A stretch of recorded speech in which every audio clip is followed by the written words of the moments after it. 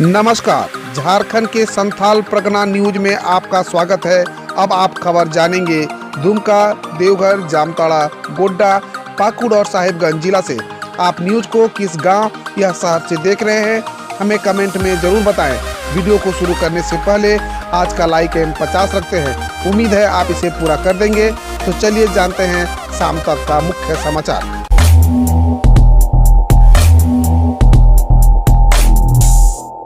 झारखंड में mini lockdown बढ़ेगा 1 हफ्ते के लिए। कोरोना के हालात पर मंथन के दौरान मंत्रियों ने हेमंत सोरेन को दिया सुझाव।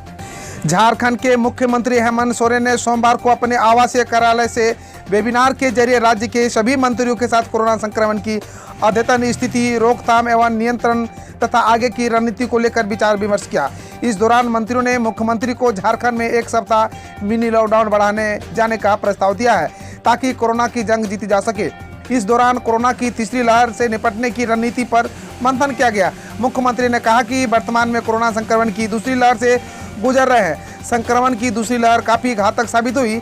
हम सभी ने कई परिचितों, सगे संबंधियों तथा रिश्तेदारों को खोया है। झारखंड के लोगों की सहनशीलता इस बात की परिचायक है कि कोई भी मुसीबत हम घबराते नहीं हैं, बल्कि चुनौतियों का डटकर सामना करते हैं। मुख्यमंत्री ने कहा कि संक्रमण की दूसरी लहर का आभास पहले से ही था, परंतु देश में लॉकडाउन को लेकर असमंजस की स्थिति रही थी। अंततः राज्यों ने अपने स्तर पर निर्णय लेते हुए लॉकडाउन किया। मुख्यमंत्री ने कहा कि हमारी सरकार ने 24 अप्रैल तक लॉकडाउन रखा। 30 जून तक कराए पीएम किसान सम्मान निधि के लिए रजिस्ट्रेशन। नए किसानों को मिलेगा डबल फायदा। प्रधानमंत्री किसान सम्मान निधि की अप्रैल से जुलाई माह की 8वीं किस्त देश के 9.5 करोड़ किसानों के खाते के लिए जारी हो चुकी है। इसके बावजूद यदि किसी किसान को पैसा आने का मैसेज नहीं मिला है तो वे परेशान न हो। वे पीएम किसान पोर्टल के दिए गए नंबरों पर फोन कर फिर से संपर्क करें। योजना का लाभ मिलेगा। साथ ही पीएम किसान योजना के तहत जिन किसानों ने अब तक अपना रजिस्ट्रेशन नहीं कराया है वे 30 जून तक अपना रजिस्ट्रेशन करा सकते हैं। इस साल की 2 किस्त उनके खाते में पहुंच जाएगी। सम्मान निधि योजना के नियमों के तहत जून में रजिस्ट्रेशन कराने पर यदि वह स्वीकृति होता है तो जुलाई में पहली किस्त के रूप में 2000 रुपये मिल जाएंगे। लॉकडाउन लंबा खींचा तो बंद हो जाएगा झारखंड के 50% बार रेस्टोरेंट। लाखों लोगों पर मंडराएगा बेरोजगारी का खतरा। कोरोना महामारी का राज्य में सबसे बुरा असर फूड और ट्रेवल इंडस्ट्री पर पड़ा है। एक अनुमान के अनुसार अकेले 1 महीने के लॉकडाउन के दौरान ही झारखंड के बार रेस्टोरेंट से जुड़े कारोबारों को करीब 30 से 35 करोड़ रुपए का नुकसान हो सकता है। झारखंड बार रेस्टोरेंट एसोसिएशन का कहना है कि अगर लॉकडाउन लंबा चला तो राज्य के 50% बार और रेस्टोरेंट बंद हो सकते हैं। बार रेस्टोरेंट कारोबार से जुड़े कारोबारियों का कहना है कि मकान मालिकों के पास लाखों का किराया बकाया गया है। रेस्टोरेंट ओनर के ऊपर कर्मचारियों का किराए के बार, वेतन, मेंटेनेंस चार्ज, टैक्स, बिजली बिल, निगम कर के रूप में बड़ा बकाया हो गया है। असल में करीब 90% रेस्टोरेंट लीज पर ही जगह चलते हैं। एसबीआई ग्राहकों को और जेबें करनी होगी ढीली। 1 जुलाई से बढ़ रहा है चार्ज। अगर आपके पास स्टेट बैंक ऑफ इंडिया का बेसिक बचत खाता है तो फिर आप जेबें ढीली करने के लिए तैयार हो जाए।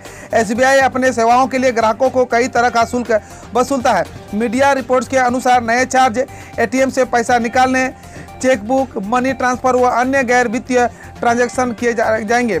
लेकिन बचत जमा खाता पर कई सुविधाएं आसानी से मिल जाती है। इसमें कई सुविधाएं ग्राहकों को मुफ्त में मिल जाती है।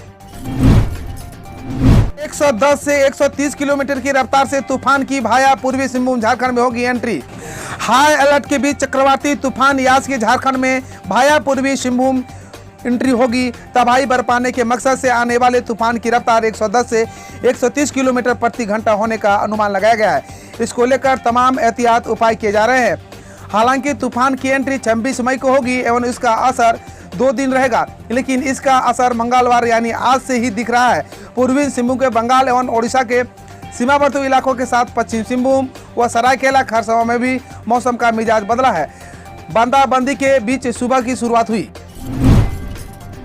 तीसरी वेव की तैयारी में जुटी झारखंड सरकार। राज्य के 1.39 करोड़ बच्चों की रक्षा के लिए बना रही है ये प्लान। झारखंड सरकार कोरोना के 3rd वेव की तैयारी में जुट गई है। कहा जा रहा है कि तीसरे वेव में इस बार बच्चों पर सबसे अधिक संक्रमित होने का खतरा है। इसे लेकर सरकार हर स्तर पर तैयारी कर रही है। झारखंड देश का पहला राज्य है जिसने तीसरे वेव को लेकर राष्ट्रीय वेबिनार आयोजित किया है। मुख्यमंत्री हेमंत सोरेन ने देश के जाने माने विशेषज्ञ डॉक्टरों से इस पर राय ली है।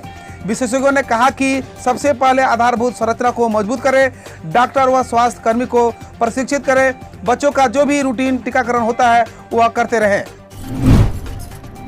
झारखंड में साइबर अपराधी ठगी के लिए अपना रहे नए हथकंडे। धान की बिक्री कर चुके किसान को पैसे भुगतान के नाम पर ऐसे लगाया 59,000 रुपये से अधिक का चूना।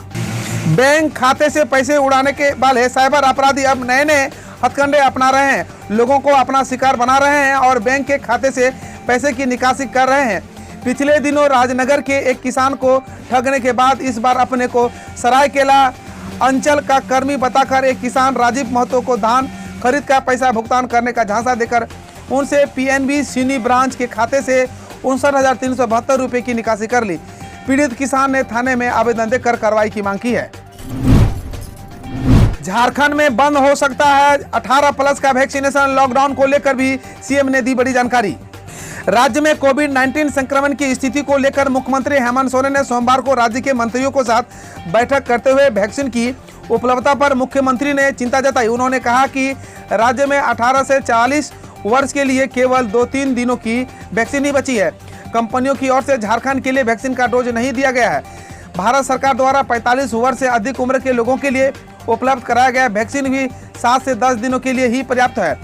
तब तक वैक्सीन उपलब्ध होने की स्थिति में वैक्सीनेशन बंद करना पड़ सकता है। श्री सोरेन ने कहा कि राज्य में सभी को वैक्सीनेशन के लिए 4 करोड़ टीका की जरूरत है, लेकिन राज्य सरकार को अब तक केवल 40 लाख वैक्सीन ही मिला है। ऐसे में राज्य सरकार ने कोविड-19 वैक्सीन आयात करने का फैसला लिया है। आयात की आवश्यक प्रक्रिया पूरी की जा रही है। झारखंड सरकार की निःशुल्क कफन योजना पर भाजपा का कटाक्ष। मुख्यमंत्री हेमंत सोरेन की अध्यक्षता में सोमवार को हुई मंत्रिमंडल की बैठक में निःशुल्क कफन मुहैया कराने संबंधी फैसला लिया गया, जिस पर कटाक्ष करते हुए विपक्षी दल भाजपा ने कहा, हुजूर ने न तो दवा और न दुआओं के काबिल समझा, बेचारी जनता को बस कफन के काबिल समझा। भाजपा ने इस निर्णय को अपरिपक्वता की पराकाष्ठा बताते हुए इसे अंधेर नगरी चौपट राजा का परिणाम बताया। प्रदेश भाजपा के प्रवक्ता कुणाल सारंगी ने सोमवार देर शाम बयान जारी कर झारखंड सरकार पर निशाना साधा। उन्होंने कहा कि इतिहास में शायद यह पहला मौका होगा जब किसी सरकार ने ऐसा निर्णय लिया है। सीबीएसई की 12वीं परीक्षा पर बड़ी अपडेट। जानिए किस तारीख को हो सकती है परीक्षा। केंद्रीय माध्यमिक शिक्षा बोर्ड सीबीएसई ने 15 जुलाई से 26 अगस्त तक कक्षा 12वीं तक की बोर्ड परीक्षा आयोजित कर सकता है। हालांकि ये सिर्फ कयास है। इस बारे में फाइनल फैसला 1 जून को जारी किया जाएगा। बोर्ड परीक्षा ऑफलाइन मोड में आयोजित की जाएगी।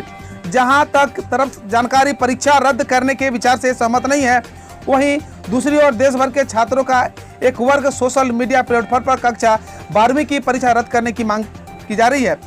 सूत्रों के अनुसार सीबीएसई ने 15 जुलाई से 26 अगस्त के बीच परीक्षा आयोजित करने और सितंबर में परिणाम घोषित करने का प्रस्ताव रखा है। इस पर अंतिम फैसला 1 जून को होना है।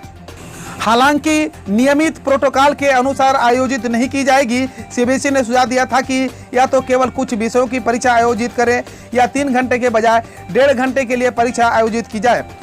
हाई प्रोफाइल मंत्रियों और राज्य के शिक्षा सचिवों के बीच हुई बैठक में ज्यादातर राज्यों के ने बाद वाले विकल्प की तरफ रुख दिखाया। हालांकि कुछ मंत्रियों ने दोनों संभावना के मिशन की भी मांग की थी।